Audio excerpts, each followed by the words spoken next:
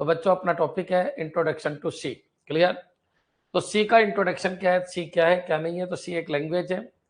देखिए सभी को कम्युनिकेशन करने के लिए कोई ना कोई लैंग्वेज चाहिए। याद रखिए, इंसान अगर कम्युनिकेशन करना चाहता है तो इंसान की भी अपनी अपनी लैंग्वेज है। कोई संस्कृत में कम्युनिकेशन करना चाहता है, कोई तमिल में कम्युनिकेशन करना चाहता है, कोई उर्दू में कम्युनिकेशन करना चाहता है। सबकी अपनी अपनी लैंग्वेज है।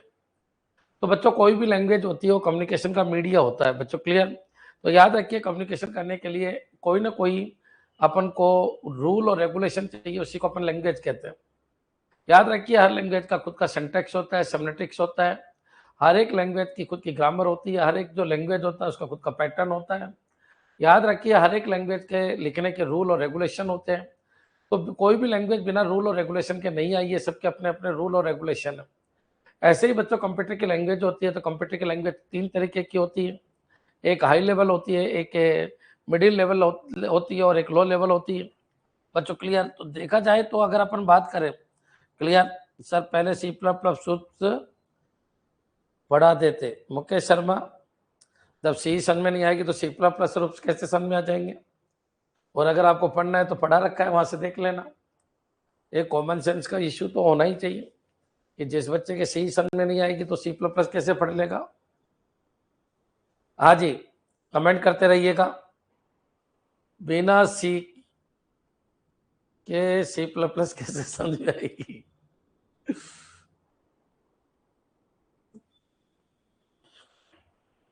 यही तो मैं कह रहा हूं। चलो तो बच्चों देखिए हर लैंग्वेज का अपना सिंटैक्स होता है, हर लैंग्वेज का अपना मीनिंग होता है, हर लैंग्वेज की अपनी ग्रामर होती है। सी कितने दिन में खत्म हो जाएगी? तो देखिए आप कमेंट मत करना, ये लास्ट कमेंट आपका, सी 10 दिन में खत्म हो जाएगी। सभी को जय हिंद, सभी को जय हिंद, सभी को जय हिंद। सब जुड़ जाइएगा। नई बुक स्टार्ट हो चुकी है। नई बुक स्टार्ट हो चुकी है 2026 की 5वीं बुक स्टार्ट हो चुकी है। ये सारी बुक मैंने 2025 में भी कवर करा दी थी, वहां से भी पढ़ सकते हो। क्लियर? तो चलिए मैं स्टार्ट कर रहा हूं, स्टार्टिंग से समझना वापस। देखिए कोई भी लैंग्वेज होती है वो रूल और रेगुलेशन का क्या होता है, एक ग्रुप होता है। कोई भी लैंग्वेज होती है कम्युनिकेशन के काम में आती है। लैंग्वेज कहते हैं किसको है, जो कम्युनिकेशन का मीडियम होता है उसको लैंग्वेज कहते हैं। अगर मान लीजिए आप और हम जो बात कर रहे हैं उसका कम्युनिकेशन हिंदी लैंग्वेज में हो रहा है, तो हिंदी लैंग्वेज के अंदर आपका और हमारा कम्युनिकेशन हो रहा है। तो कॉमन सी बात है, ये कि लैंग्वेज है, इसके रूल और रेगुलेशन है बच्चों। ऐसा तो है नहीं कि रूल के बिना ही हिंदी बन गई होगी, सब कुछ पता है। मैं खाना खाता हूँ, मैं खाना खाता हूँ की जगह अगर मैं ये बोल दूं मैं खाना खाती हूँ, तो तुम ही कहोगे यार ये मास्टर थोड़ा सा उटपटांग हो गया है, कुछ ना कुछ इसके साथ दिक्कत है। कभी ये मेल वर्जन में बोलता है, कभी फीमेल वर्जन में बोलता है। तो याद रखिए हर एक लैंग्वेज का अपनी ग्रामर होती है बच्चों। क्लियर? कोई भी लैंग्वेज इस दुनिया में बिना ग्रामर के नहीं आई है। वैसे ही सी की भी अपनी खुद की ग्रामर होती है। सी के खुद के अपने टोकन होते हैं, सी के खुद के अपने आइडेंटिफायर्स होते हैं। किस तरीके से ये वर्किंग करते हैं नहीं करते, ये सब कुछ अपन को देखना। तो बच्चों लैंग्वेज कम्युनिकेशन के लिए बनी होती है। तो याद रखिए जैसे ह्यूमन बींग से कम्युनिकेशन के लिए रियल लैंग्वेज बनी है, रियल लैंग्वेज नेचुरल लैंग्वेज बनी है। जैसे हिंदी है, इंग्लिश है, संस्कृत है, ये सब क्या है, नेचुरल लैंग्वेज है। ये ह्यूमन बींग्स के कम्युनिकेशन के लिए बनी है। लेकिन इसी तरीके से कंप्यूटर की लैंग्वेज भी होती है जिनको कंप्यूटर लैंग्वेज कहते हैं। तो बच्चों कंप्यूटर लैंग्वेज ह्यूमन बींग और मशीन के बीच में एक तरीके से विचारों का आदान प्रदान के लिए बनी है। तो लैंग्वेज अगर देखा जाए तो natural language human to human, और मशीन लैंग्वेज इसका मतलब या कंप्यूटर लैंग्वेज तो ह्यूमन टू कंप्यूटर। क्लियर? तो ये पॉइंट आपके बिल्कुल क्लियर हो जाना चाहिए। अब क्वेश्चन ये उठता है कि सर ठीक है आप सी लैंग्वेज पढ़ाओगे, तो सी लैंग्वेज जब पढ़ाओगे तो एक बार बताइए सी कैसी लैंग्वेज है। तो मैंने कहा सी देखिए लैंग्वेज होती है, देखा जाए तो 2 तरीके की होती है, एक हाई लेवल और एक लो लेवल। अब हाई लेवल लैंग्वेज वो लैंग्वेज होती है जो इंग्लिश स्ट्रक्चर के रूप में लिखी जाए, और लो लेवल लैंग्वेज वो लैंग्वेज होती है जो या तो कोई ना कोई कोड के रूप में लिखी जाए जिसको अपन नेमोनिक्स कहते हैं, या फिर 1010 के अंदर लिखी जाए। अगर कोई लैंग्वेज नेमोनिक्स के रूप में लिखी जा रही है, नेमोनिक्स के रूप में लिखी जा रही है, तो उसको असेंबली कहते हैं। और जो 1010 में लिखी जा रही है उसको बाइनरी कहते हैं। और कोई इंग्लिश स्ट्रक्चर लाइक कोड में लिखी जा रही है बच्चों, क्लियर? तो याद रखिए उसको हाई लेवल लैंग्वेज कहते हैं। तो बच्चों एक चीज आपके दिमाग में आ जाना चाहिए, हाई लेवल लैंग्वेज इंसान के लिए बेस्ट है, मशीन लेवल लैंग्वेज है वो इंसान के लिए इतनी अच्छी नहीं है बच्चों। क्लियर? तो लैंग्वेज कितने तरीके की होती है ये पॉइंट आपके क्लियर हो गया होगा। नेक्स्ट चलिएगा बच्चों, मैं डायग्राम भी यहाँ बनाता हुआ चलता हूँ, समझना। लैंग्वेज होती है आपकी कितने तरीके की, हर पॉइंट को समझना। लैंग्वेज होती है आपकी कितने तरीके की, 2। एक कौन सी लैंग्वेज बच्चों, high level language. High level language और एक कौन सी होती है, low level language. Low level language बच्चों क्लियर। अब लो लेवल में भी दो होती है बच्चों, एक कौन सी होती है, तो याद रखिएगा, एक असेंबली लेवल लैंग्वेज होती है, assembly level language, assembly level language होती है, और एक कौन सी होती है, मशीन लेवल लैंग्वेज होती है, machine level language, machine level language. बच्चों इसका दूसरा नाम होता है बाइनरी लैंग्वेज, बाइनरी लैंग्वेज, ठीक है। ये पॉइंट आपके क्लियर, क्योंकि ये 1010 के रूप में लिखी जाती है। इसका दूसरा नाम होता है क्या, mnemonics language, mnemonics, mnemonics language, mnemonics language. क्यों, क्योंकि ये कोड के रूप में लिखी जाती है। या ऑब्जेक्ट है, object related language, object, object related language, related language, related language. Clear बच्चों, ये पॉइंट भी आपके दिमाग में आ जाना चाहिए। तो हाई लेवल लैंग्वेज इंसान के बहुत नजदीक होती है, यूजर फ्रेंडली होती है, इंग्लिश स्ट्रक्चर होती है इसकी, इंग्लिश लाइक लैंग्वेज है, इंग्लिश स्ट्रक्चर होती है, मतलब इसके कोड जो होते हैं वो इंग्लिश की तरह होते हैं। तो ये पॉइंट आपको ध्यान रखना है। हाई लेवल लैंग्वेज वो होती है जो इंसानों के लिए बेस्ट है बच्चों। ह्यूमन बींग्स इसके अंदर, ह्यूमन बींग, क्या वर्ड बोल रहा हूँ, ह्यूमन बींग, ह्यूमन बींग के लिए जो बेस्ट है वो क्या है, तो ह्यूमन बींग के लिए जो बेस्ट है वो हाई लेवल लैंग्वेज है, हाई लेवल। तो हाई लेवल लैंग्वेज की अगर कोई बात करे तो ह्यूमन बींग्स के लिए क्या है, बेस्ट है। अगर मैं लो लेवल लैंग्वेज की बात करता हूँ तो लो लेवल लैंग्वेज मशीन के लिए बेस्ट है। ये किसके लिए है, best for machine, best for machine, for machine. अगर कोई ये कहे कि किसके लिए ट्रांसलेटर की जरूरत है, तो याद रखिए इसके लिए ट्रांसलेटर की जरूरत है। हाई लेवल और असेंबली लेवल लैंग्वेज के लिए ट्रांसलेटर की जरूरत है, क्योंकि मशीन को मशीन डायरेक्टली समझ लेती है बच्चों क्लियर, क्योंकि 1010 में लिखा होता है। लेकिन इन दोनों के लिए आपको ये नेमोनिक्स में लिखा होता है बच्चों क्लियर। जैसे अगर मैं यहाँ बोलूँ तो यहाँ ऑपरेटर होते हैं, क्या होते हैं, ऑपरेटर, जैसे प्लस है, माइनस है, मल्टीप्लाई, ये ऑपरेटर होते हैं। तो हाई लेवल लैंग्वेज के अंदर क्या होते हैं, ऑपरेटर होते हैं बच्चों क्लियर। याद रखिए या ऑपरेटर की जगह अपन इन ऑपरेटर को कोड कहते हैं, जैसे ऐड बच्चों क्लियर, जैसे सब्ट्रैक्ट, जैसे मल्टीप्लाई, इस तरीके से कोड होते हैं, इनको कहते हैं ऑब्जेक्ट कोड या नेमोनिक्स। और यहाँ पर बच्चों जो भी होता है वो 1010 के रूप में रहता है बच्चों क्लियर। चलिए अब बच्चों क्वेश्चन ये उठता है कि जो लैंग्वेज है, तो लैंग्वेज तो समझ में आ गया कि जैसे C++। अगर मैं फिर वापस बोलूं कि लैंग्वेज कितने तरीके की होती है, तो लैंग्वेज बच्चों आपकी हाई लेवल लैंग्वेज है। तो हाई लेवल लैंग्वेज में कौन कौन सी आती है, कौन सी जनरेशन से स्टार्ट हुई, तो ये पॉइंट आपको ध्यान रखना है, ये सेकंड जनरेशन से स्टार्ट हुई थी। इसके अंदर फर्स्ट हाई लेवल लैंग्वेज के ऊपर क्वेश्चन आ जाता है। तो first high level language, high level language कौन सी है, तो फर्स्ट हाई लेवल लैंग्वेज याद रखना, दुनिया की फर्स्ट हाई लेवल लैंग्वेज कौन सी है बच्चों, फोर्ट्रान। क्लियर, फोर्ट्रान, इसके ऊपर भी क्वेश्चन आ जाता है। तो फोर्ट्रान की फुल फॉर्म में, फोर का मतलब होता है फॉर्मूला, फॉर्मूला, फॉर्मूला ट्रांसलेशन, ट्रान का मतलब होता है ट्रांसलेशन। क्लियर, तो फॉर्मूला ट्रांसलेशन ये है बच्चों, इसकी फुल फॉर्म है, और दुनिया की फर्स्ट हाई लेवल लैंग्वेज है। तो बच्चों फोर्ट्रान है, कोबोल है, फोर्ट्रान है, क्लियर, कोबोल है, पास्कल है, कोबोल है, इसके अलावा पास्कल है, पास्कल है, इसके अलावा जो भी सी है, C++ है, ये सब क्या है बच्चों, हाई लेवल लैंग्वेज है। क्लियर, याद रखिएगा लो लेवल लैंग्वेज के अंदर, तो लो लेवल लैंग्वेज की अगर मैं बात करूँ, लो लेवल लैंग्वेज तो बच्चों बहुत सारी आई, जिसके अंदर असेंबली लैंग्वेज आई। तो असेंबली कौन कौन सी आई, तो असेंबली लेवल लैंग्वेज के अंदर 8085 micro processor language, micro processor language तो बहुत फेमस हुई, micro processor, micro processor language बच्चों क्लियर। इसी तरीके से 8086 micro processor language, micro processor language बच्चों क्लियर। ये कौन सी लैंग्वेज है बच्चों, दोनों असेंबली लेवल लैंग्वेज है। बच्चों याद रखिए मशीन लेवल लैंग्वेज का कोई नाम नहीं है, 1010 में कोड लिखी है, तो जो लिखा गया है उसको रीड कर लेता है बच्चों क्लियर। तो असेंबली लेवल लैंग्वेज के मैंने एग्जाम्पल दिए। मशीन की जो लैंग्वेज है बच्चों, इसके लिए कोई ट्रांसलेटर की जरूरत नहीं है। मशीन लेवल लैंग्वेज किसके अंदर लिखी जाती है, 1010 के अंदर लिखी जाती है, एज ए 10 के फॉर्मेट में होता है बच्चों क्लियर। नेक्स्ट चलिएगा और अपन आगे बढ़ते हैं। हाँ जी, सब कुछ क्लियर है, नेक्स्ट चलिए। हाँ जी, सब कुछ क्लियर, सबके समझ में आ रहा होगा। नेक्स्ट, अब बच्चों अपन आगे बढ़ते हैं, एक दो क्वेश्चन और बनते हैं, उनको भी देखिए। लैंग्वेज कितने तरीके की होती है बच्चों क्लियर, तो लैंग्वेज कितने, देखिए मैं जितना भी बोलता जा रहा हूँ इसको मैं आपकी बात डेली पीडीएफ के रूप में कन्वर्ट करके लाया हूँ, तो आप डेली पीडीएफ के रूप में इसको जरूर देखिएगा। क्लियर, तो यहाँ पर आइए, लैंग्वेज कितने तरीके की होती है, तो लैंग्वेज होती है बच्चों कौन कौन सी, हाई लेवल और बच्चों कौन सी लो लेवल।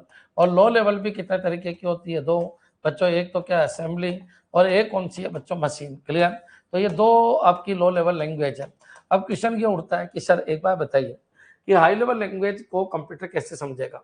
तो बच्चों हाई लेवल लैंग्वेज इंसान की लैंग्वेज है, असेंबली भी कोड इंसान ही लिखता है, और मशीन में जो कोड होते हैं उसको आपको परिवर्तित करने की जरूरत नहीं है, क्योंकि इंसान मशीन की तरह कोड सीख लेता है। बच्चों क्लियर? तो चलिए, हाई लेवल लैंग्वेज को अपन को ट्रांसलेट करना होता है, किसके अंदर, हाई को किस में लो में, और लो को किस में हाई में। इसके लिए अपन क्या यूज करते हैं, कंपाइलर। लेकिन ये कंपाइलर की खासियत है, ये पूरे प्रोग्राम को एक साथ कन्वर्ट करता है, पूरे को एक साथ कन्वर्ट करता है, पूरे प्रोग्राम को एक साथ कन्वर्ट करता है। बच्चों क्लियर? तो यहाँ पर मैं लिख देता हूँ, कंपाइलर हाई को लो और लो को हाई, पूरे प्रोग्राम को एक साथ कन्वर्ट करता है, पूरे प्रोग्राम को एक साथ कन्वर्ट करता है, एक साथ कन्वर्ट करता है। बच्चों क्लियर? एक साथ कन्वर्ट करता है, ये पॉइंट क्लियर हो जाना चाहिए, कन्वर्ट करता है। हाँ जी बच्चों, चलिए आगे बढ़ते हैं। तो कंपाइलर क्या है बच्चों, पूरे प्रोग्राम को एक साथ कन्वर्ट करेगा। असेंबली लेवल लैंग्वेज है। तो बच्चों याद रखिए, असेंबली में कोड यूज आते हैं, तो कोड तो कंप्यूटर समझता ही नहीं है। Assembly level language, assembly language को किस में चेंज करता है, मशीन में चेंज करता है। बच्चों क्लियर? मशीन का मतलब 1010, या कोड बोल दो, चाहे ऑब्जेक्ट बोल दो, चाहे नेमोनिक्स बोल दो, नेमोनिक्स बोल दो, बात एक ही है। बच्चों क्लियर? इनको किस में चेंज करता है, मशीन में चेंज करता है। अब एक बार बताइए, इसको उधर और उसको इधर, इसका नाम क्या है, इसका नाम क्या है बच्चों, असेंबलर। तो ये पॉइंट भी आपके क्लियर हो जाना चाहिए। तो असेंबलर क्या होता है, असेंबली को लो और लो को असेंबली में चेंज करता है, या फिर असेंबली को मशीन या मशीन को असेंबली में चेंज करता है। बच्चों कंपाइलर के जस्ट अपोजिट एक और होता है, इंटरप्रेटर, वो भी हाई को लो और लो को हाई में चेंज करता है। हाई को क्या है बच्चों, लो, और लो को हाई में चेंज करता है। ये तीनों ही ट्रांसलेटर है, ये पॉइंट याद रखना। ये तीनों के तीनों किस में आते हैं, तो ये सिस्टम सॉफ्टवेयर के अंदर आते हैं। जितने भी ट्रांसलेटर होते हैं बच्चों, वो सब क्या है, वो सिस्टम सॉफ्टवेयर है। हाई को लो, लो को हाई। बच्चों क्लियर? ये कौन काम करता है, ये इंटरप्रेटर भी काम करता है। इंटरप्रेटर, बच्चों क्लियर? इंटरप्रेटर भी ये काम करता है। लेकिन याद रखिए, एक साथ एक एक लाइन को ट्रांसलेट करता है, लाइन बाय लाइन ट्रांसलेट करता है, लाइन बाय लाइन क्या बनाता है, ट्रांसलेट करता है। बच्चों क्लियर? तो ये पॉइंट भी आपके क्लियर हो जाना चाहिए, लाइन बाय लाइन क्या करता है, ट्रांसलेट करता है। क्लियर? तो एक बार कमेंट कर दो कि हाँ सर बिल्कुल क्लियर है। अच्छा, स्पीड कंपाइलर की ज्यादा है, एक्यूरेसी इंटरप्रेटर की ज्यादा है। आजकल दुनिया इंटरप्रेटर की तरफ शिफ्ट हो रही है, असेंबलर आना ही बंद हो गए, या तो कंपाइलर आते हैं या इंटरप्रेटर। 99% केस में इंटरप्रेटर ही आते हैं। बच्चों क्लियर? स्पीड ज्यादा इसकी है, एक्यूरेसी ज्यादा इसकी है। अगर एक लाइन में एरर है तो वो लाइन अपन को पता चल जाएगी और एरर को अपन सुधार सकते हैं। कंपाइलर एग्जीक्यूट बहुत फास्ट होता है, लेकिन बच्चों एरर सुधारने में इतना सपोर्ट नहीं करता, इंटरप्रेटर ज्यादा सपोर्ट करता है। स्पीड पूछे तो कंपाइलर की ज्यादा है, और एक्यूरेसी पूछे तो इंटरप्रेटर की ज्यादा है। क्लियर? अगर ये चीज समझ में आ गई तो फिर अपन आगे बढ़ते हैं। देखिएगा नेक्स्ट बच्चों होता क्या है, यहाँ तक का पॉइंट आपके क्लियर हो जाना चाहिए। अब बच्चों क्वेश्चन ये उठता है कि जो अपन बात करते हैं किसकी, सी लैंग्वेज। बच्चों क्लियर? तो सी लैंग्वेज की अपन बात करते हैं, तो सी है ना, सबसे पहले तो इसके बारे में पता हो जाना चाहिए कि सी क्या है। तो सी बच्चों किसने लिखी थी, डेनिस रिची ने बेल लेबोरेटरी में लिखी थी, 1972 में लिखी थी। यूनिक्स ऑपरेटिंग सिस्टम की कोडिंग के लिए सी को लाया गया था। बच्चों क्लियर? थॉमसन दोस्त था किसका, डेनिस रिची का, जिसने यूनिक्स को डेवलप किया था। तो उसने ये बोला कि यार मेरे को कोडिंग करनी है किसकी, यूनिक्स की। तो उससे पहले जो यूनिक्स की कोडिंग थी वो असेंबली में की जाती थी। तो असेंबली में जो कोडिंग हो रही थी उसमें इतनी परफॉर्मेंस नहीं दे पा रहा था कौन, यूनिक्स। तो ये बात जब डेनिस रिची को पता चली तो डेनिस रिची ने एक लैंग्वेज डेवलप की जो असेंबली से हाई लेवल की थी, जिसका नाम था हाई लेवल लैंग्वेज। और वो लैंग्वेज कौन सी थी, सी। बच्चों क्लियर? तो याद रखिए जो सी लैंग्वेज है ये एक हाई लेवल लैंग्वेज है। बच्चों क्लियर? तो अगर कोई पूछे सी कैसी लेवल लैंग्वेज है, तो ये हाई लेवल लैंग्वेज है। बच्चों क्लियर? हमेशा यही देना कि सी एक हाई लेवल लैंग्वेज है। बच्चों क्लियर? कब डेवलप हुई थी, तो ये सब तो मैंने बोल के बता दिया, आगे आपके नोट्स है। अब क्वेश्चन ये उठता है, ये जो सी है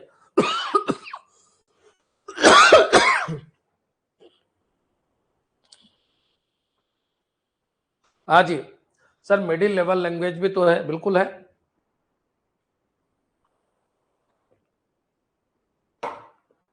सी एक मिडिल लेवल लैंग्वेज भी है।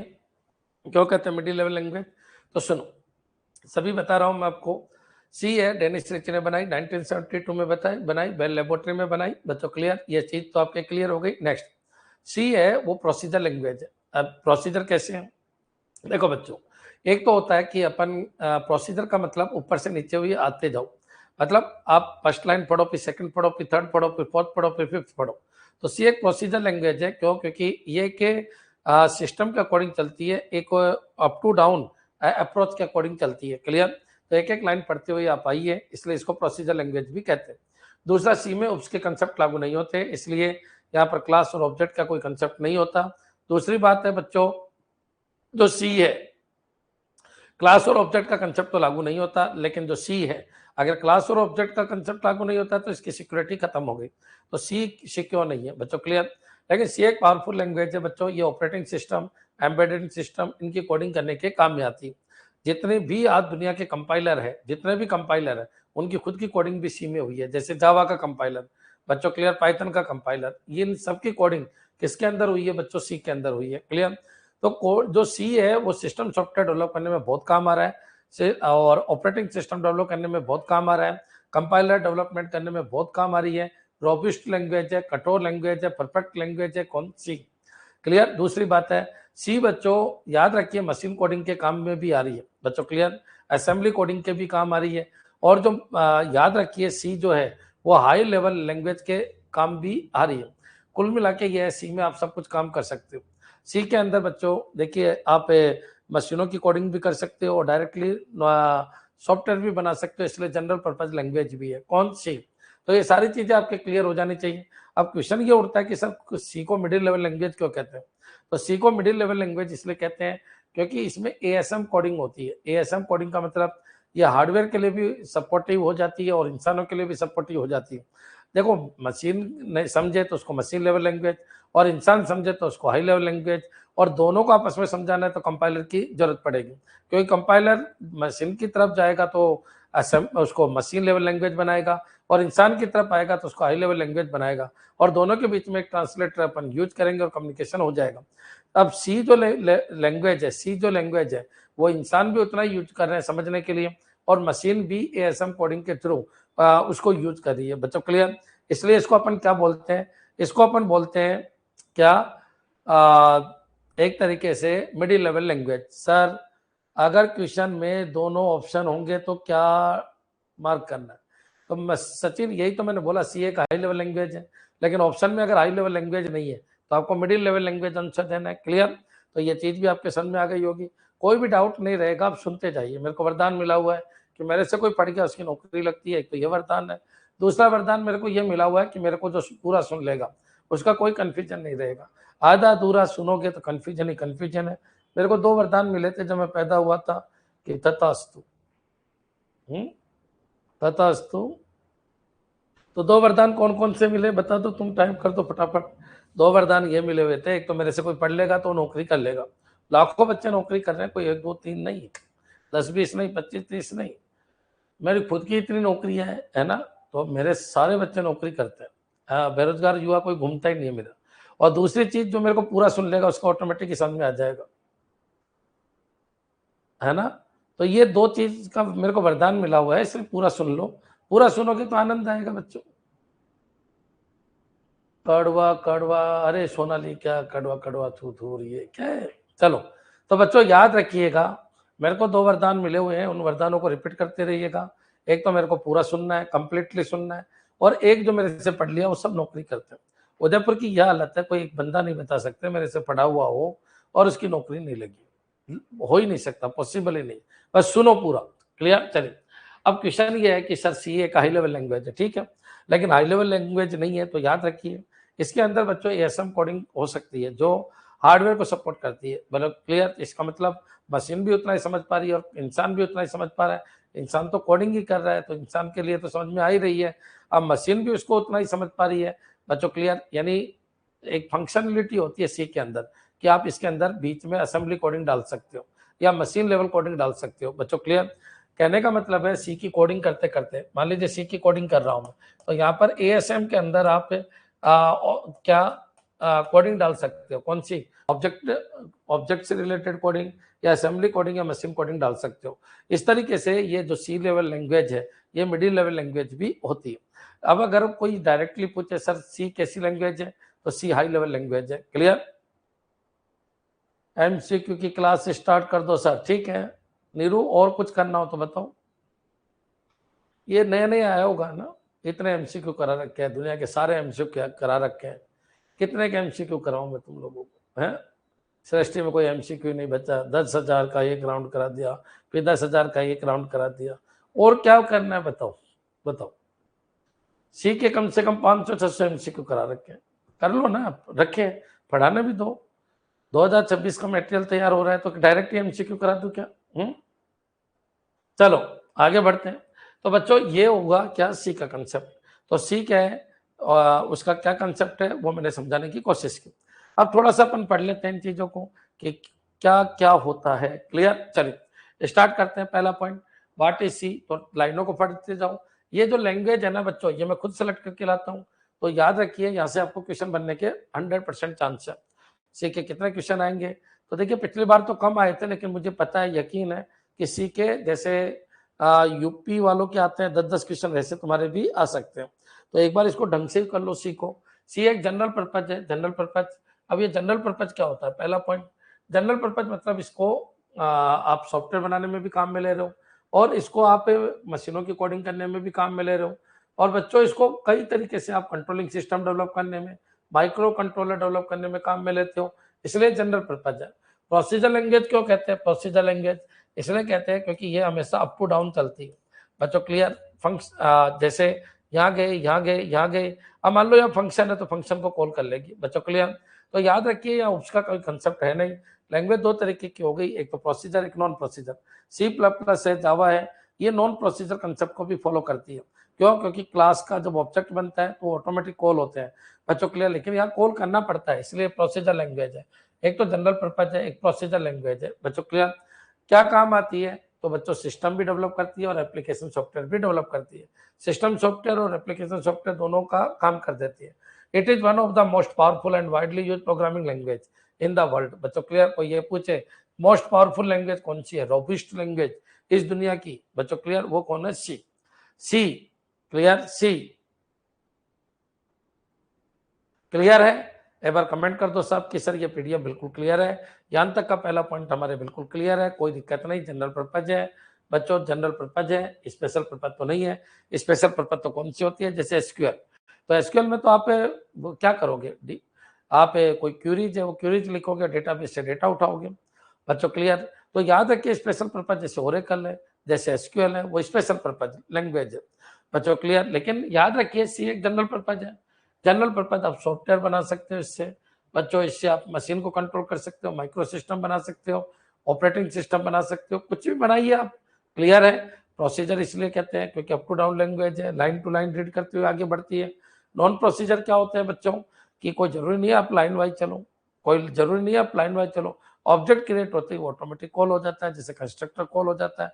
लेकिन यहाँ ऐसा नहीं है, यहाँ कॉल करोगे तो कॉल होगा ना, तो सीधे चलते जाओ। क्लियर? इसलिए इसको क्या कहते हैं? Procedure language.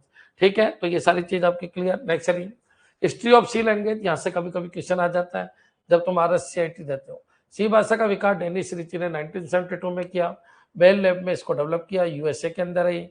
सी मुख्य रूप से यूनिक्स ऑपरेटिंग सिस्टम लिखने के लिए विकसित की गई, और सी से पहले बी और BCPL भाषाओं का उपयोग किया जाता था बच्चों। क्लियर? ये पॉइंट भी आपको ध्यान रखना है। सी से पहले वाली भाषाएं कौन कौन सी है, कोई पूछ ले तो बच्चों सी से पहले बी और BCPL भाषाओं का उपयोग किया जाता था। तो ये याद रखना, सी का मुख्य डेवलपमेंट का रीजन ही यही था, यूनिक्स की कोडिंग ढंग से करनी थी। यूनिक्स उस समय असेंबली लेवल लैंग्वेज में चलता था, तो उससे अच्छी कोडिंग करनी थी, इसलिए सी लेवल लैंग्वेज को लिख के आया गया बच्चों। क्लियर? ये पॉइंट भी आपके दिमाग में आ जाना चाहिए। अच्छा, ये लास्ट में मैं पढ़ के इसलिए बता देता हूँ ताकि आपकी लैंग्वेज क्लियर हो जाए कि लैंग्वेज कैसे आती है। क्लियर है बच्चों? नेक्स्ट चलिए आगे बढ़ जाते हैं। Feature of C language. तो सी एक सरल है और आसानी से सीखने वाली भाषा है। सरल है बच्चों। क्लियर? फॉर्मेट होता है इसका, बताएंगे क्या फॉर्मेट होता है। ये स्ट्रक्चर्ड प्रोग्रामिंग लैंग्वेज है। स्ट्रक्चर बच्चों, स्ट्रक्चर लैंग्वेज क्या होती है? तो स्ट्रक्चर लैंग्वेज, अधिकतर लैंग्वेज क्या होती है? स्ट्रक्चर ही होती है। स्ट्रक्चर लैंग्वेज वो होती है जिसमें बच्चों जैसे हर चीज का पैटर्न है, जैसे पहले डेटा टाइप आएगा, फिर वेरिएबल का नाम, फिर ऑपरेटर, फिर जो भी काम करना है वो, तो एक स्ट्रक्चर ली हुई है। जैसे हिंदी एक स्ट्रक्चर लैंग्वेज है, इंग्लिश एक स्ट्रक्चर लैंग्वेज है बच्चों। Clear? He is a boy, ठीक है। बॉय इज ही, ये क्या है बच्चों? तो स्ट्रक्चर लैंग्वेज है। स्ट्रक्चर मतलब जिसको लिखने की एक फिक्स रूल होते हैं उनको क्या कहते हैं? Structure language. Clear? BCPL basic combined programming language, ठीक है, basic combined programming language BCPL का नाम है, ठीक है। सी का कोई नाम तो है नहीं बच्चों, बस बी के बाद आई इसलिए इसको सी कहते हैं। तो बच्चों स्ट्रक्चर प्रोग्रामिंग भाषा है। सी लो लेवल और हाई लेवल दोनों प्रकार की प्रोग्रामिंग को सपोर्ट करती है, इसे मिडिल लेवल भाषा कहा जाता है। ये पॉइंटर देखिए, सी के अंदर क्या होता है, पॉइंटर का बहुत तगड़ा कंसेप्ट है। अच्छा, C++ भी पॉइंटर को सपोर्ट करते हैं, बिल्कुल करते हैं, लेकिन उतना नहीं करते जितना सी में करते हैं। तो सी के अंदर बच्चों पॉइंटर का बहुत तगड़ा खेल है। तो याद रखिए यही सबसे बड़ा प्रॉफिट है इसका, सी का, कि इसके अंदर पॉइंटर रिकॉग्नाइजेशन बहुत हाई लेवल के ऊपर होता है। ये पॉइंटर के माध्यम से मेमोरी तक सीधा एक्सेस कर लेता है, मतलब पॉइंटर को यूज करके ये डायरेक्टली मेमोरी के ऊपर एक्सेस हो जाएगा बच्चों। क्लियर? या मेमोरी को एक्सेस कर लेगा। नेक्स्ट, सी पोर्टेबल है और विभिन्न मशीनों पर चल सकती है, लेकिन उतना पोर्टेबल नहीं है जितना कि जावा है बच्चों। क्लियर? तो याद रखिए, क्योंकि अलग अलग आउटपुट चल तो सकती है, लेकिन ऑपरेटिंग सिस्टम के हिसाब से इसका आउटपुट बदल जाता है। लेकिन अभी तो आपसे ये पूछा गया कि कोई केस छोड़ दो, अब ये बताओ सी पोर्टेबल है या नहीं है? तो सी पोर्टेबल है और विभिन्न मशीनों पे चल सकती है। ये it is fast and efficient, ये पॉइंट भी आपके क्लियर हो गया होगा। तो बच्चों इस स्लाइड में कोई दिक्कत है तो बताइए। सर DBMS पर पुराने वाले वीडियो से काम चल जाएगा क्या? चल जाएगा क्या, दौड़ेगा? उतना ही तो आता है, वो तो मैंने एक्स्ट्रा पढ़ा रखा है। नए वीडियो में मैंने एक्स्ट्रा इसलिए पढ़ा रखा है क्योंकि आजकल क्या है, पेपर कुछ भी बन जाता है।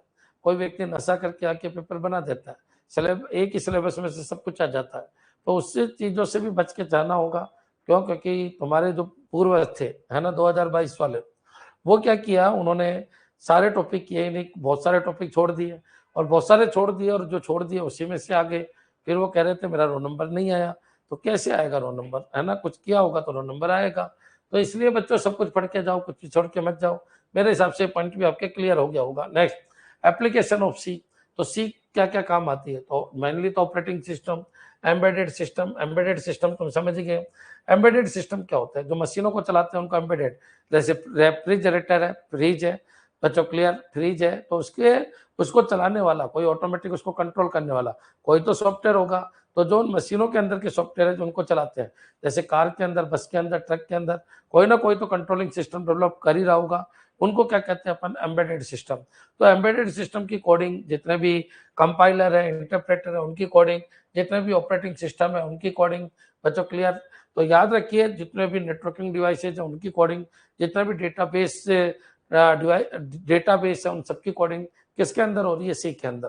देखो खुद, अगर आपको जानकर आश्चर्य होगा, खुद SQL है ना बच्चों, उसकी खुद की कोडिंग सी के अंदर हुई है। ओरेकल की खुद की कोडिंग सी के अंदर हुई है। जावा की खुद की कोडिंग सी के अंदर हुई है। जावा खुद एक लैंग्वेज है बच्चों। क्लियर? जावा का एक कंपाइलर है, लेकिन जावा का खुद का जो कोड बना है, कंपाइलर बना है, वो किस में बना है? सी में बना है बच्चों। क्लियर? इसका मतलब दुनिया के मोस्टली कंपाइलर, इंटरप्रेटर या फिर machine controlling system, micro controller system, जितने भी ऑपरेटिंग सिस्टम है वो सब किस में डेवलप हुई है? सी में। क्लियर बच्चों? तो सी का उपयोग कंपाइलर और इंटरप्रेटर बनाने के लिए किया जाता है। ये डेटाबेस सिस्टम और नेटवर्किंग में भी उपयोग होती है। क्लियर? तो मेरे हिसाब से ये पॉइंट भी आपके क्लियर हो गया होगा। सी के कोडर भी बहुत कम है बच्चों। सी मतलब पाइथन की तरह इजी नहीं है, सी जावा की तरह इजी नहीं है, सी के कोडर बहुत कम है। क्लियर? तो सी लैंग्वेज सब कुछ काम कर देती है sir. C known as mother of all language, mother of all language ये तो मैं नहीं कह सकता। अगर आपको पता है तो बता दीजिए, मैं भी बोल देता हूँ, लेकिन मेरे को आइडिया नहीं है बोलते हैं नहीं बोलते। क्लियर? अगर आपको पता है, क्लियर है कि हाँ सर बोलते हैं, तो मैं बोल देता हूँ इस लाइन को, मेरे को कंफर्म नहीं है। क्लियर? तो बच्चों ये चीज अगर आपके समझ में आ गई तो फिर अपन आगे बढ़ते हैं। कंफर्म कर दो जिसने पूछा है, जिसने पूछा है कंफर्म कर दो, ना तो फिर गूगल से चेक कर लो कि मदर ऑफ ऑल लैंग्वेज ऐसे तो कैसे बोल सकते हैं इसको, लेकिन अगर बोलते हैं तो बता दीजिए हाँ या ना में। ठीक है?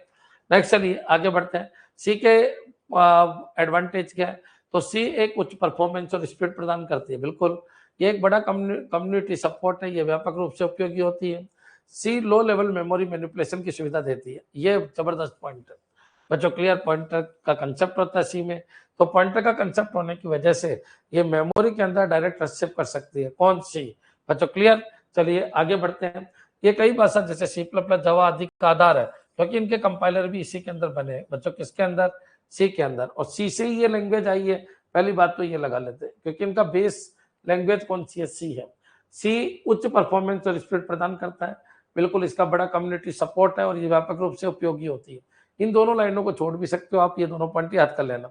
अब बच्चों डिसएडवांटेज क्या है, इसमें उसके कंसेप्ट लागू नहीं होते, इसमें उसके कंसेप्ट नहीं है तो सिक्योरिटी नहीं होती, और मैनुअल मेमोरी मैनेजमेंट से एरर हो सकती है। बच्चों क्लियर, याद रखना बच्चों, यहाँ पर जो नॉट ऑफिशियली फिक्स्ड, ठीक है विशु, जो आपने क्वेश्चन बोला था क्या सी मदर ऑफ ऑल लैंग्वेज है क्या सर, तो अपन कह नहीं सकते ऑफिशियली, इसको कह नहीं सकते। क्लियर।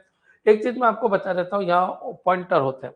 अब वो पॉइंटर होते हैं तो पॉइंटर क्या करते हैं, मेमोरी के अंदर डायरेक्टली जाके अपडेट कर देते हैं।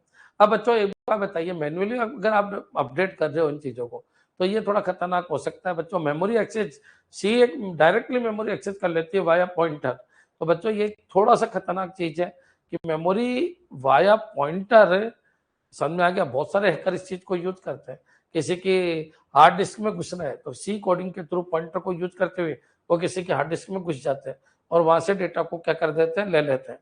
क्लियर। तो मेरे हिसाब से ये पॉइंट आपके समझ में आ गया होगा। तो डिसएडवांटेज यही है कि भाई सिक्योर नहीं है और उसके कंसेप्ट को लागू नहीं करती है, और बिल्ट इन सिक्योरिटी फीचर्स इसके अंदर नहीं है, जैसे कि क्लास और ऑब्जेक्ट वाला कंसेप्ट, और मैनुअल मेमोरी मैनेजमेंट में एरर हो सकती है। क्लियर, क्लियर है बच्चों। नेक्स्ट आगे बढ़ते हैं। अब बच्चों सी का जो प्रोग्राम है उसको देखते हैं। अपन हर चीज को देखेंगे, हर पॉइंट को पढ़ेंगे, लेकिन हाँ थ्योरी आपकी क्लियर होनी चाहिए, क्योंकि आपके थ्योरेटिकल क्वेश्चन ज्यादा आते हैं बजाय की प्रैक्टिकल के। क्लियर है बच्चों। नेक्स्ट, तो अब यहाँ पर आ जाइए basic structure of C program. तो basic structure of C program ये देखिए, ये स्ट्रक्चर है। यहाँ पर ये आपकी हेडर फाइल्स होती है, यहाँ पर मेन फंक्शन है, ये मेन की बॉडी होती है। सी का प्रोग्राम मेन से स्टार्ट होकर मेन पे खत्म होता है। यहाँ पर बच्चों जो भी आपको लिखना है वो पार्ट जो एग्जीक्यूट करवाना है वो इसके अंदर लिखना होता है। ग्लोबल वेरिएबल जस्टिस के ऊपर लिखना होता है, कांस्टेंट इसके ऊपर डिफाइन करना होता है, कांस्टेंट को डिफाइन करने के लिए डिफाइन कीवर्ड यूज करते हैं, और लिंक को जोड़ने के लिए इंक्लूड यूज करते हैं। ये हेडर फाइल्स होती है जो पहले से बनी हुई होती है। हेडर फाइल वो फाइल होती है जो याद रखिए कि पहले से बनी हुई होती है, और जिनके अंदर जितने भी कीवर्ड होते हैं या जितने भी लाइब्रेरी फंक्शन होते हैं उनकी डेफिनेशन होती है, उनको क्या कहते हैं, हेडर फाइल। तो जैसे ही हेडर फाइल जोड़ोगे इसके अंदर जो जो भी आपने यूज किया वो डायरेक्टली उससे कनेक्ट हो जाएगा। दूसरी बात और सुनिए बच्चों, सी का प्रोग्राम मेन से स्टार्ट मेन पे खत्म होता है। ऊपर क्या लिखा है उससे कोई मतलब नहीं, मेन से स्टार्ट होगा और मेन पे ही खत्म हो जाएगा। बच्चों क्लियर। चलिए एक पॉइंट और मैं आपको क्लियर कर देता हूँ बच्चों, ये इंटीजर मेन ये पहले से ही प्री डिफाइंड है, रिटर्न प्रिंटफ ये पहले से ही प्री डिफाइंड है। बच्चों क्लियर।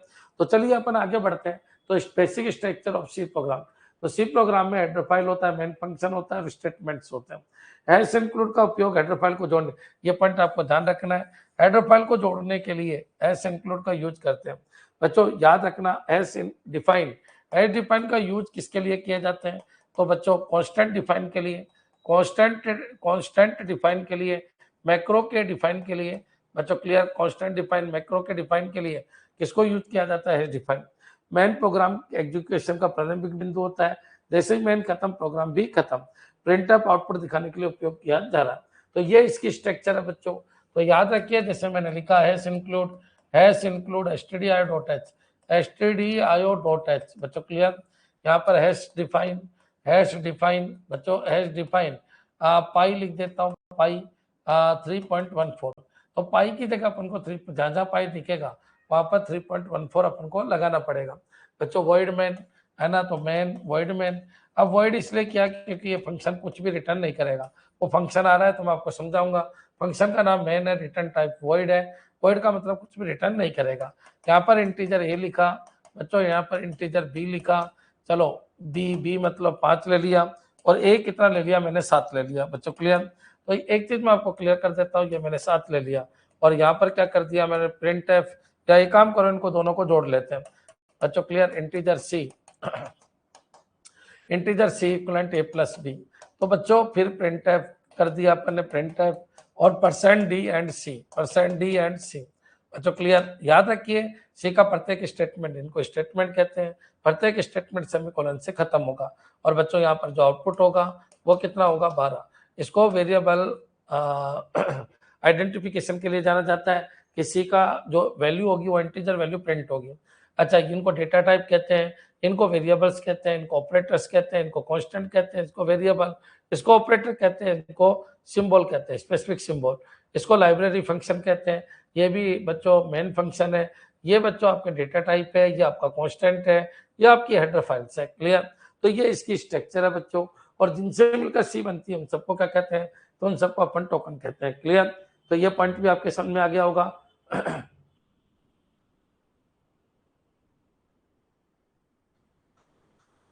सचिन कह रहा है सर इसका क्या मतलब है? इसका मतलब है स्टैंडर्ड इनपुट आउटपुट, है ना। और हेडर मतलब छुपी हुई है, बस वो आपको कहाँ पर नहीं दिखेगी? एडिटर के ऊपर नहीं दिखेगी बच्चों। क्लियर? तो वो डायरेक्टली कनेक्ट हो जाती है, ताकि आपके जैसे वॉइड की, मैन की, इंटीजर की, ये ऑपरेटर की, इनकी डेफिनेशन सब इसी के अंदर होती है। पाई की जहाँ जहाँ दिखे उसको रिप्लेस करना होता है। डिफाइन का मतलब इतना सा होता है बच्चों। क्लियर? ये सब चीजें आपके समझ में आ जाएगी। तो याद रखिए, स्ट्रक्चर के अंदर हेडर फाइल्स हो सकती है, कॉन्स्टेंट हो सकते हैं, ग्लोबल वेरिएबल हो सकता है बच्चों। क्लियर? वॉइड फंक्शन हो सकता है, सॉरी मेन फंक्शन हो गया, वो तो होना ही है।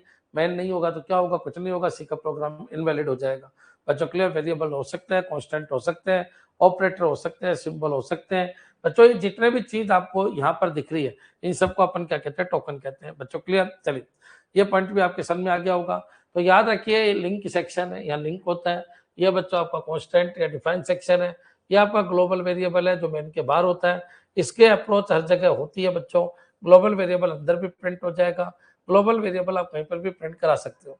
ये मेन फंक्शन है, ये डिक्लेरेशन है, इसको एग्जीक्यूशन कहते हैं। ये आपका आउटपुट रिटर्न, क्योंकि उसने बोला इंटीजर वैल्यू रिटर्न करो, तो रिटर्न 0 लिखना जरूरी है, नहीं लिखोगे तो एरर आ जाएगी बच्चों। क्लियर? तो कौन कौन से पार्ट होते हैं किसी भी सी प्रोग्राम के अंदर, वो पॉइंट भी आपके क्लियर हो गया होगा। नेक्स्ट चलिए आगे बढ़ते हैं। इंपॉर्टेंट पॉइंट, सी प्रोग्राम का एग्जीक्यूशन हमेशा मेन से शुरू होता है। has include used for header file and has defined for constant program structure make code readable and maintainable। अच्छा, कोई भी प्रोग्राम है उसकी एक स्ट्रक्चर क्यों बनाते हैं? ताकि उसको आसानी से रेडी किया जा सके और उसकी अच्छी तरीके से मेंटेनेंस की जा सके बच्चों। क्लियर? इसलिए याद रखिए, सी का प्रोग्राम स्ट्रक्चरली ये होता है। अब बच्चों, सी के अंदर टोकन क्या होते हैं? जिनसे मिलकर सी बनती है उनको क्या कहते हैं? टोकन। तो टोकन मतलब किस किस से मिलकर बनती है सी? तो सी मिलकर बनती है बच्चों ऑपरेटर से, सी मिलकर बनती है बच्चों वेरिएबल से, सी मिलकर किससे बनती है? तो बच्चों जितने भी फंक्शंस होते हैं, आइडेंटिफायर्स होते हैं बच्चों। क्लियर? इनसे मिलकर सी बनती है। तो जिनसे भी मिलकर सी बनी है बच्चों, मेरी बॉडी के टोकन क्या है? जिनसे मिलकर मेरी बॉडी बनी है वो सब के सब क्या कहलाते हैं? टोकन कहलाते हैं बच्चों। क्लियर? तो व्हाट आर द टोकन इन सी? तो टोकन सी प्रोग्राम की सबसे छोटी सार्थक इकाई या मीनिंगफुल यूनिट होती है, जिन्हें कंपाइलर पहचानता है।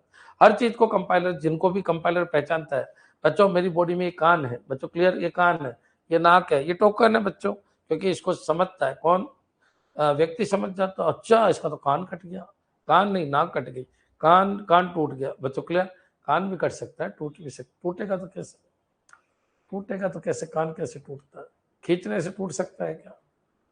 नहीं टूटेगा, है ना। नाक कट गई अपन बोलते हैं ना, समाज में नाक कट गई, पैसे उधार लिए थे चुकाया नहीं, नाक कट गई।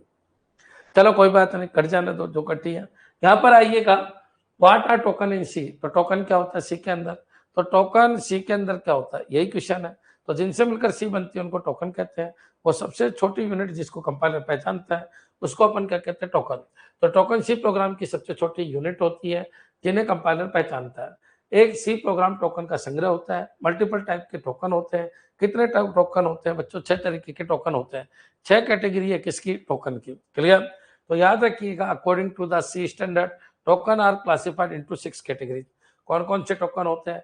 जैसे ऑपरेटर आप सबको पता है, जैसे मान लीजिए प्लस है, माइनस है, मल्टीप्लाई है, डिवाइड है, ये सब ऑपरेटर है। जैसे असाइनमेंट ऑपरेटर, डिक्रीमेंट ऑपरेटर, ये सब क्या है? ऑपरेटर। कीवर्ड है बच्चों, जैसे सी में 32 कीवर्ड होते हैं, जैसे उनमें इंटीजर है, कैरेक्टर है, फ्लोट है, ये सब क्या है? कीवर्ड है बच्चों। क्लियर? आइडेंटिफायर, कोई भी फंक्शन का नाम, जैसे वेरिएबल का नाम है, जैसे मैक्सिमम एज लिख देता हूँ, मैक्सिमम एज बच्चों। क्लियर? मैक्सिमम एज, तो ये क्या है बच्चों? ये गैप नहीं होना चाहिए, कोई ना कोई गैप नहीं होना चाहिए। आइडेंटिफायर, तो कोई वेरिएबल का नेम हो सकता है आइडेंटिफायर। आइडेंटिफायर क्या होता है? जैसे वेरिएबल का नेम है तो वो आइडेंटिफायर है। कोई फंक्शन का नेम है, यूनियन एनम, किसी भी चीज का नेम है बच्चों। क्लियर? उसको क्या कहते हैं अपन? आइडेंटिफायर, जिसके थ्रू वो पहचाना जाता है। तो वेरिएबल है बच्चों, कोई फंक्शन है तो फंक्शन का नाम फन कर दिया मैंने। तो आइडेंटिफायर क्या होता है? तो आइडेंटिफायर एक तरीके से जिनको रिकॉग्नाइज किया जाता है उनको क्या कहते हैं, आइडेंटिफायर। तो आइडेंटिफायर बच्चों नाम होते हैं किसी भी वेरिएबल का हो सकता है, इनके रूल भी होते हैं आइडेंटिफायर लिखने के। तो याद रखिए आइडेंटिफायर किसी वेरिएबल का नाम हो सकता है, किसी फंक्शन का नाम हो सकता है, किसी यूनियन का नाम हो सकता है। बच्चों क्लियर, किसी वेरिएबल का नाम हो सकता है, वेरिएबल का नाम हो सकता है। बच्चों क्लियर, किसी यूनियन होता है और एनम का नाम हो सकता है, इन्यूमरेशन का नाम हो सकता है। तो आइडेंटिफायर बच्चों किसी एरे का नाम हो सकता है, किसी स्ट्रिंग का नाम हो सकता है, किसी एरे का नाम हो सकता है। तो जैसे मैंने लिखा कोई एरे है, उस एरे का नाम अरविंद है, अरविंद। बच्चों क्लियर, तो याद रखिए अरविंद नाम का एरे है, तो इस एरे का जो नाम है वो उसका क्या है, आइडेंटिफायर। स्पेशल सिंबल, तो याद रखिए सी के अंदर अपन बहुत सारे सिंबल लगाए थे, इसको सेमीकोलन, इसको क्या कहते हैं, हैश, तो ऐसे बहुत सारे सिंबल है। कांस्टेंट, जैसे मैंने मान लीजिए ये लिखा, कांस्टेंट भी बहुत सारे तरीके के होते हैं, जैसे ये अरविंद लिखा तो ये एक स्ट्रिंग कांस्टेंट है। बच्चों क्लियर, जैसे ये लिखा तो ये इंटीजर कांस्टेंट है, इंटीजर कांस्टेंट है। ये लिखा तो फ्लोट कांस्टेंट है। 4.5 लिखा तो बच्चों ये स्ट्रिंग कांस्टेंट है। अगर 4.5 लिखा तो ये डबल कांस्टेंट है। बच्चों क्लियर, ये डबल कांस्टेंट है। अच्छा याद रखना, एफ लगाना पड़ता है फ्लोट के पीछे। ये स्ट्रिंग कांस्टेंट है। कौन सा स्ट्रिंग, स्ट्रिंग कांस्टेंट है। डबल कोट के अंदर जो आता है वो स्ट्रिंग कांस्टेंट है। ये क्या है बच्चों, स्ट्रिंग कांस्टेंट है। ये क्या है, तो ये इंटीजर कांस्टेंट है। अच्छा ये क्या है, तो ये कैरेक्टर कांस्टेंट है। ये पॉइंट आपको ध्यान रखना है, कैरेक्टर कांस्टेंट है। क्लियर है बच्चों, तो कांस्टेंट बहुत सारे तरीके के होते हैं। अच्छा वेरिएबल, किसी मेमोरी लोकेशन का जो नाम होता है वो क्या कहलाता है, वेरिएबल। सिंबल हो गया स्ट्रिंग, तो स्ट्रिंग बच्चों जैसे ये स्ट्रिंग है अरविंद, तो ये स्ट्रिंग है बच्चों। कैरेक्टर कांस्टेंट को क्या कहते हैं, स्ट्रिंग कहते हैं।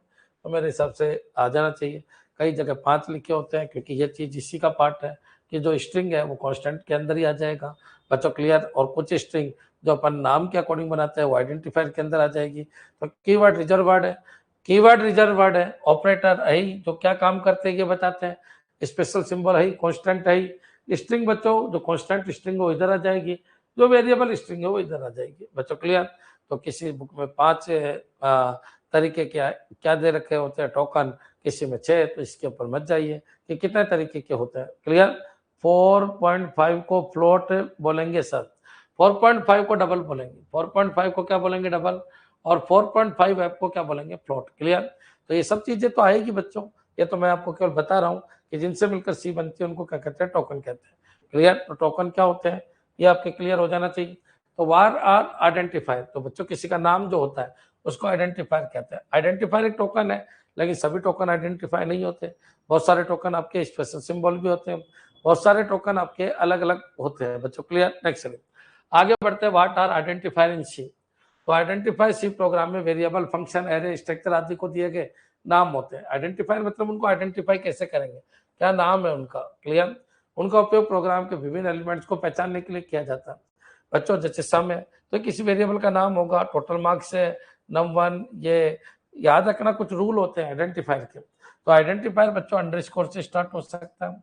जैसे ये आइडेंटिफायर सही है क्या, तो आइडेंटिफायर का नाम मैं थोड़ा ढंग से दूं तो ज्यादा अच्छा रहेगा।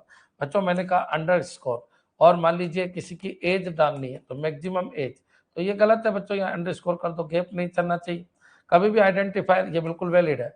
अगर तुम ऐसे लिख दोगे मैक्सिमम एज, तो बच्चों ये बिल्कुल गलत है, क्योंकि आइडेंटिफायर अंडरस्कोर से स्टार्ट हो सकता है और गैप नहीं चल सकता। बच्चों क्लियर, एक चीज मैं आपको और क्लियर कर देता हूँ, क्या 9 मैक्स एज, तो ये बच्चों बिल्कुल गलत है। क्यों, क्योंकि डिजिट से स्टार्ट नहीं हो सकता, स्पेशल सिंबल कभी नहीं आ सकते। अगर मैक्स @एज कर दूं तो बच्चों ये भी बिल्कुल गलत है। स्पेशल सिंबल में केवल अंडरस्कोर आ सकता है बच्चों, क्लियर, और कुछ नहीं आ सकता, डिजिट से स्टार्ट नहीं हो सकता।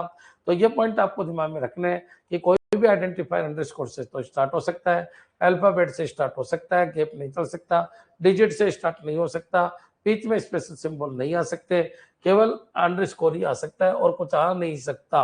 बच्चों क्लियर, तो इनका उपयोग प्रोग्राम के विभिन्न एलिमेंट को पहचानने के लिए किया जाता है।